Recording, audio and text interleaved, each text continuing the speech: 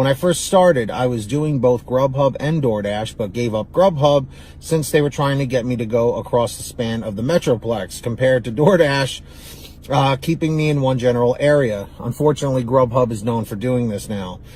I've done over 5,000 deliveries and mainly work Friday, Saturday, and Sunday for a total of 16 hours, making an average of $300 for those 3 days.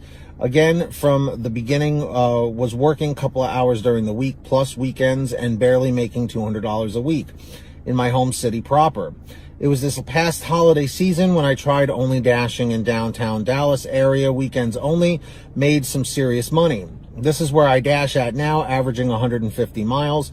This proves you saying markets differ. Exactly, that's what I always say. So listen to this part, guys.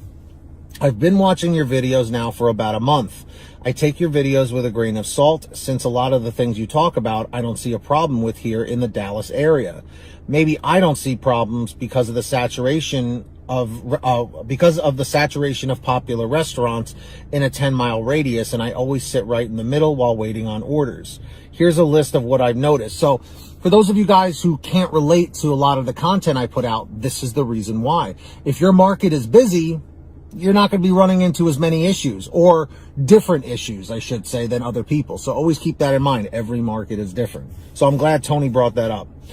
So he said, number one, top dasher. I've been a top dasher status 95% of the time. The times I'm not, I can still dash anytime with scheduling. So here I see the only perk of top dasher is when it's slow, we get first dibs on orders. Number two, we have dash on the way option, which means as soon as we sign in, if we are not in our starting area or deliver out of starting area, the start area, we can still receive orders to fill on the way back in. Number three, stacked orders. These catch me off guard at times of making me go out of my acceptable driving distance, since I accept the original order with them. Slipping in the second one, I operate on the $1 per mile method, which is good. Number four, pin location address does not always match where it's supposed to be. We'll rant more on this in a little while. Number five, bonus challenges. Haven't seen a decent one in a while. We did have the St. Patty's Day challenge though.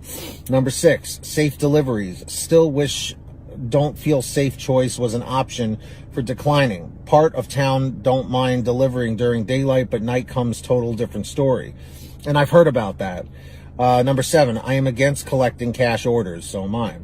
Not going to do the return package orders if that starts. Also won't do weed orders if that ever comes to fruition. This weekend's drama rant. Number one, DoorDash updated their app to use Google Maps in their app to keep from having to switch between apps. Turned that option off and went to Waze due to pinned location being off from direction I was coming in at to pick up the order. Was saying I wasn't at the store yet, keeping the screen from switching to proceed to deliver mode. Number two, same issue dropping off that order. Pinned location was on the other side of the apartment complex. Had to call DoorDash to clear out. Their solution, reinstall the app to correct the problem. No, they need to fix their pinning, or Google does. Number three, now for tonight's drama to see what comes of it. I pick up a liquor order at 8:15. I go to the address given. End up the address is wrong. Call the customer to find out. Correct address is at the other end of the street according to the customer.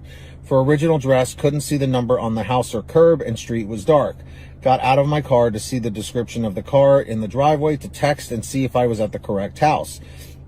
Thought I was going to get my ass whooped by the owner of that property, thinking I was there to steal or something. Luckily, was able to show him my screens on my phone to prove what I was doing. So I typed in the new address, went to where it was supposed to be. Strike two. Once again, address pinning issue. Call DoorDash to let them know the situation. Their solution, make sure you're using Google Maps. I told them I was, and the address is nowhere to be found in that location. Now it's 9 p.m. When order is resolved, canceled. Problem being, liquor stores close at 9 p.m. in Texas and don't reopen till Monday.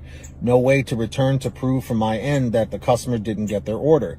Support told me just throw it away and don't worry about it. I don't drink, so now I have a bottle to gift to someone. Guess I'll be waiting to see what happens now. You're more than welcome to use any of this in your videos. Thank you for your ear and time. Good luck in your market. DoorDasher Tony.